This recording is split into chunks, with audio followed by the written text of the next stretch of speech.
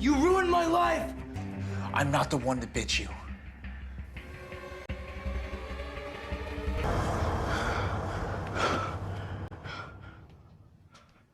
There's another. It's called an alpha. It's the most dangerous of our kind. You and I, we're betas.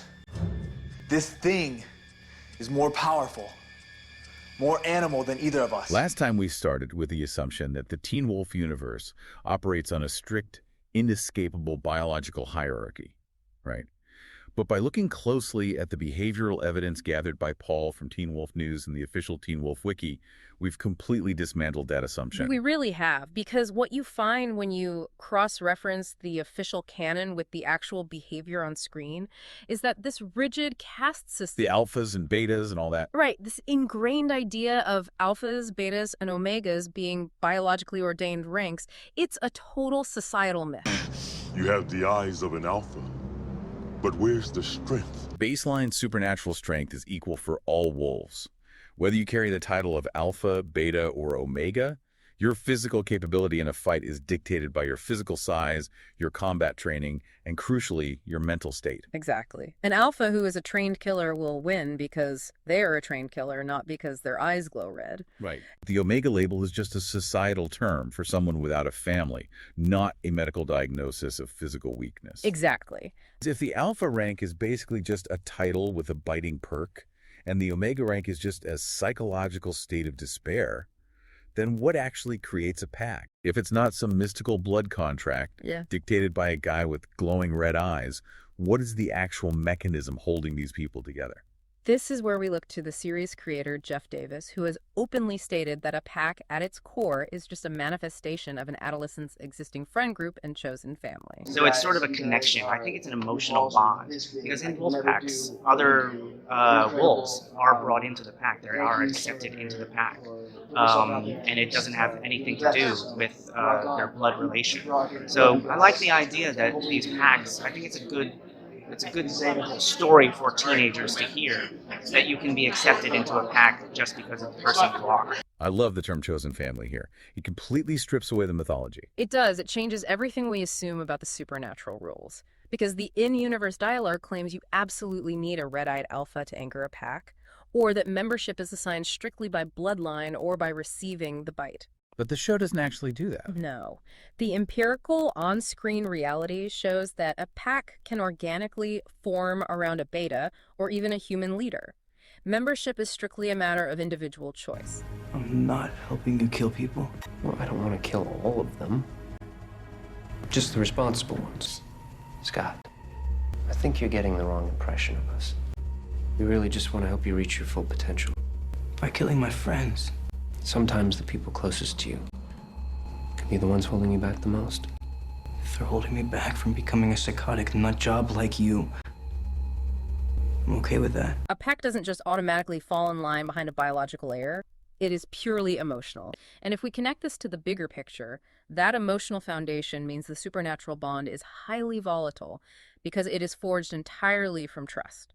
And to really cement this thesis, Teen Wolf News maps this purely emotional, organic pack dynamic directly onto Scott McCall's journey from the very beginning of the show to the end. Okay, let's walk through that. Yeah, if trust is the real power source, you can actually see this playing out in Scott's life before he ever even encounters a werewolf. It happens in 4 distinct phases. And phase 1 is pre-bite, right? That's the most vital piece of evidence. The foundation of his pack was entirely human. Right. Before the bite, Scott already has a highly functioning support network.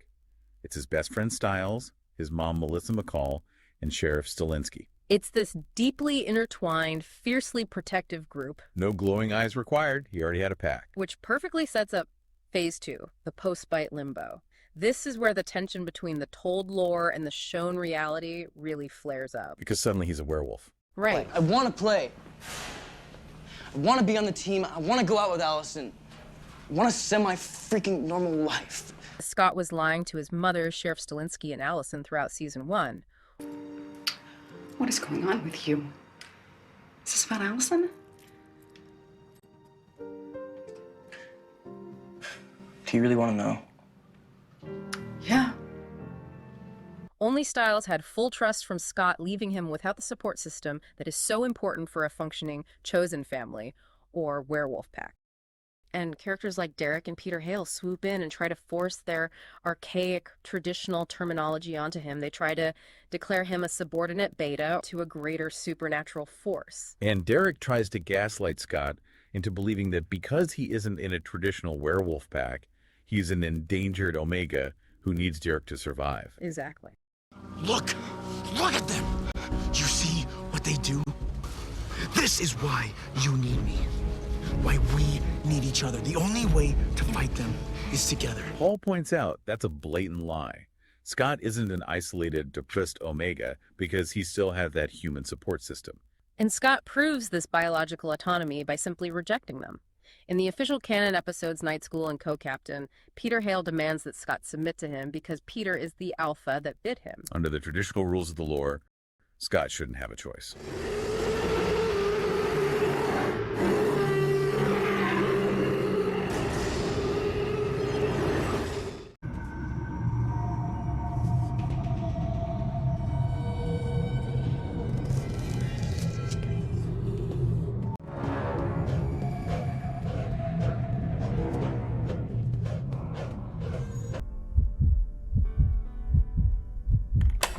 Scott outright rejects him. He doesn't fall in line. The biological mandate is a myth.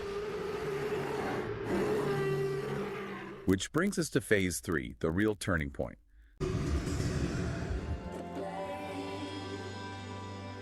The Season 1 finale. The lies finally stop. Why did you do that? Because I love you. Allison chooses to stand by Scott, even after learning the terrifying, dangerous truth about the supernatural world.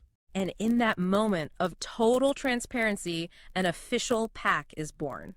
And what's wild is that it consists of one werewolf and 2 human Styles and Allison. It is an organic gravity, and Derek Hale actually explicitly validates this shift in Season 2. Oh, the quote. Yes. I think I'm finally getting why you keep refusing me, Scott. You're not an Omega. You're already an Alpha of your own pack.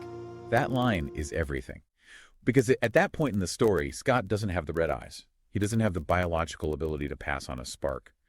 But Derek looks at this teenager and acknowledges he is fundamentally an alpha anyway. Derek realizes why his own forcefully created pack of betas is failing, and why Scott refuses to submit to him.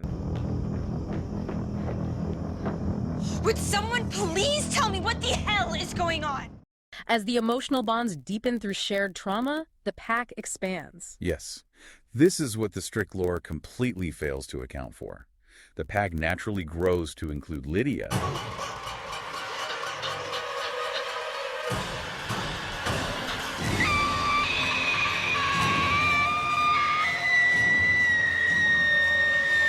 You called the police before you called me? I'm supposed to call you first when I find a dead body? Yes! And she isn't a werewolf. She's a banshee who went through immense trauma, and the emotional support of Scott's group pulls her in. Exactly. Then you have Isaac, who leaves his violently abusive past and finds sanctuary with Scott. Get out. Come on. Go!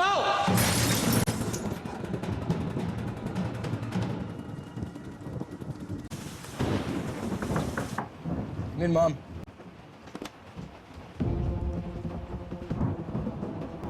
I was wondering if I could ask you a favor. They aren't bound by magical bite. They are bound by shared survival. If anyone can theoretically be an alpha of a chosen family, if it's just about trust, why is Scott the one at the center? It comes down to moral fortitude and service.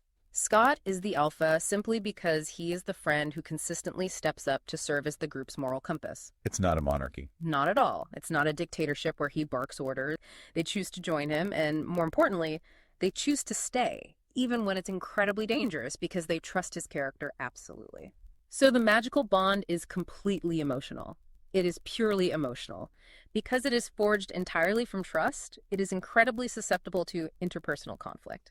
That makes total sense. Yeah, and we see the brutal physical manifestation of this in Season 5 of the official canon. Oh, you're talking about the Theo storyline. Yes. You don't remember beginning. I guess I look a little different since the 4th grade.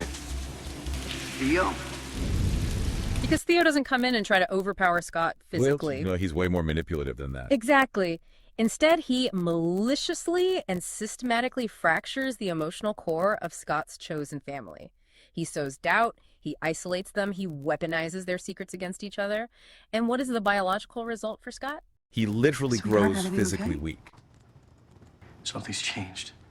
What do you mean? I'm not sure. Something's different. With me and my friends. With all of us. Something's changed. And I think it's because of me. And I don't know how to fix it. His physical supernatural strength actively degrades because of the sudden absence of psychological and emotional backing from his friends. His power source was severed. All the king's horses and all the king's men, stranger in the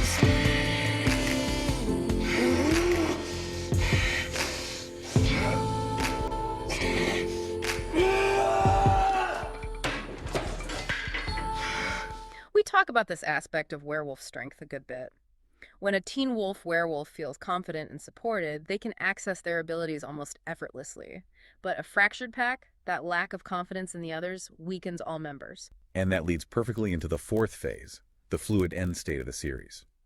By the time we reach the finale, the show has completely discarded any remaining notion of those rigid tabletop RPG pack structures we talked about at the beginning. The evolution of the mythology is just complete at that point. We see at the end that a well-established pack can actually be physically separated, but remain confident that the support of the others will be there when needed. Yeah, we see flash forwards where individuals like Derek or Chris Argent just exist as peripheral members. They live their own lives across the world and are only called upon during high-stakes crises. Scott actually has a quote at the end of the series that perfectly summarizes the real mechanics of his world. My friends. My pack. Now we have allies who used to be enemies. We have protectors. We have friends willing to fight for us. Some of them are always with us. Others come when we need them. It is a beautiful subversion of the standard werewolf trope. The rigidity of the caste system was basically a lie perpetuated by those who wanted to maintain power and control. Wow, yeah. The organic reality of the magic was a fluid, deeply human collective. Which means a pack is never a magical contract bound by blood or a bite. It is a fluid, evolving, chosen family. Emotional trust, transparency, and shared trauma aren't just nice things to have in a friend group. They are the literal supernatural power source that fuels the entire collective. It's incredible. It takes this fantastical, larger-than-life concept of werewolves and grounds it entirely in the very real, very messy human experience of adolescence and friendship. It really does.